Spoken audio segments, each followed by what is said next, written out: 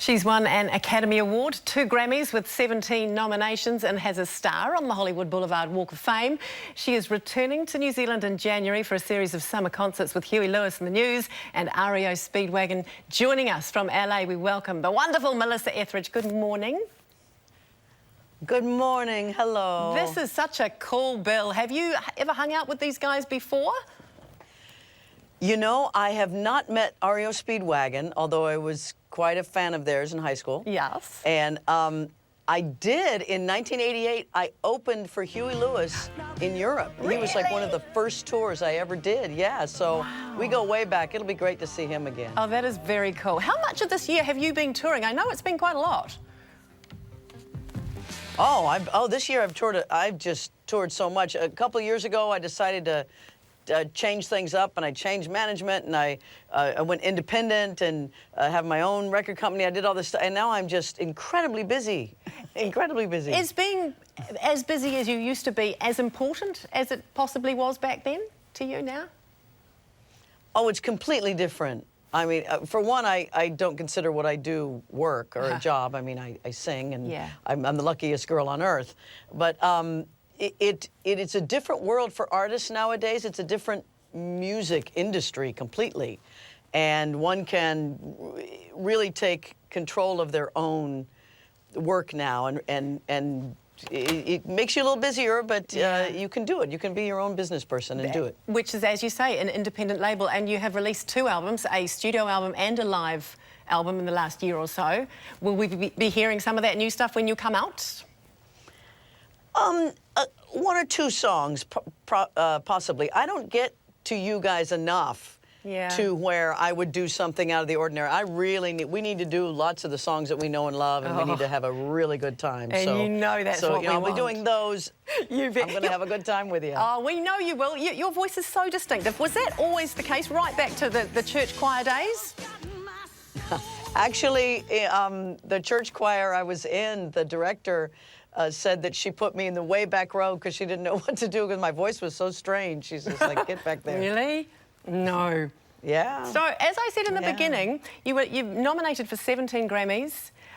You've won 2. Was your most famous performance, though, perhaps when you didn't win and you sung when you didn't have any hair? Yeah, that was in 2005 at the Grammys after I'd gone through chemotherapy. Yeah.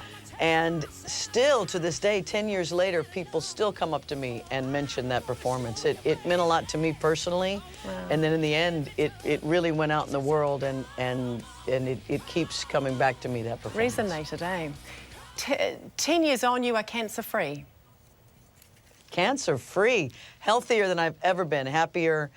Learned things about my health. My health is my responsibility. It's the most important thing, number one. And it's just, it changed my life, and I'm glad that I've changed my life now. Wow. You know, I consider the cancer a gift. Cancer teaches you stuff, whether you like it or not, I guess. Oh.